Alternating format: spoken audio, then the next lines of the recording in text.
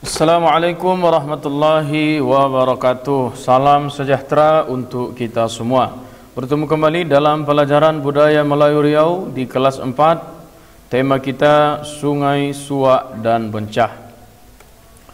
Pastikan Ananda sudah memiliki catatan buku BMR yang tidak dicampur dengan catatan lainnya, dan pastikan Ananda sudah memiliki buku cetak BMR terbaru. Ini buku cetak BMR terbaru. Adapun materi pembelajaran kita, yang pertama tunjuk ajar, alas fikir, mari baca, muara, tanjung, teluk, suak, dan terakhir bencah. Kepada Ananda silahkan dibuka buku BMR-nya halaman 1 sampai halaman 12. Tunjuk ajar. Apa tanda si kayu jati tinggi menjuntai daun menedah? Apa tanda Melayu sejati menjaga sungai, suak dan bencah? Dibaca lagi. Apa tanda si kayu jati tinggi menjuntai daun menadah? Apa tanda Melayu sejati menjaga sungai, suak dan bencah? Adapun alas berpikir sebagai pijakan kita dalam pembelajaran ini, ekologi fisik alam Riau, maka dia dibagi menjadi 3. Ada sungai, ada suak, ada bencah. Dari yang 3 ini bisa kita mengamatinya, membaca, berdiskusi dan menyajikannya. Mari baca. Riau merupakan negeri bahari yang kaya akan sumber daya alam, diantaranya sungai dan laut. Peran sungai amat penting sebagai jalur penghubung antara pesisir dengan daratan, juga sebagai mata pencaharian masyarakat. Ketika sungai terjaga, maka terjaga pula lah negeri. Namun apabila rusak sungai, rusak pula lah negeri. Provinsi Riau memiliki kurang lebih 15 sungai yang bermuara ke laut. Dari yang 15 ini, terdapat 4 sungai besar sebagai berikut. 1. Sungai Rokan. Sungai Rokan dahulu bernama Sungai Klemunting, melintas sejauh kurang lebih 350 km. Hulunya di Rokan Hulu dan muaranya di Rokan Hilir. Sungai ini terbelah menjadi 2 sungai besar, yaitu Sungai Rokan Kanan dan Sungai Rokan Kiri. Kedalaman Sungai Rokan rata-rata 6 sampai 8 meter dengan lebar sekitar 92 meter. Ikan yang hidup di sungai ini sama dengan jenis ikan di sungai lainnya. Ada ikan patin, ikan belida, ikan selais dan lain-lainnya. Apabila air pasang, maka terjadi gelombang besar yang biasa disebut bono. Ini dah dia foto-foto Sungai Rokan. Ini dah jembatan, dan ini juga ada jembatan Sungai Rokan. Ini di Rokan Hilir. Ini Rokan Hilir Padamaran. Dan ini di Rokan Hulu. 2. Sungai Siak.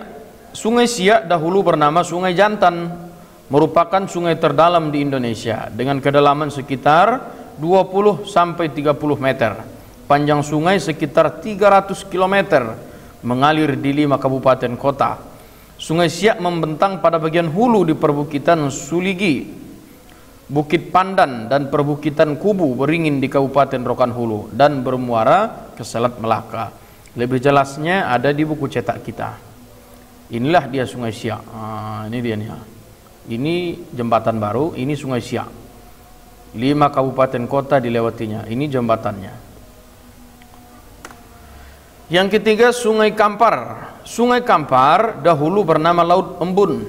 Hulunya di Bukit Barisan dan muaranya ke Selat Melaka. Di kawasan Langgam sungai terbagi 2, yaitu Kampar Kiri dan Kampar Kanan. Di hulunya dibangun PLTA Koto Panjang di 13 Koto Kampar. Maka apabila air pasang juga terjadi gelombang besar yang biasa disebut dengan bono. Inilah dia PLTA Koto Panjang. Ini dia kalau dibuka air besar, maka dibukalah bendungannya.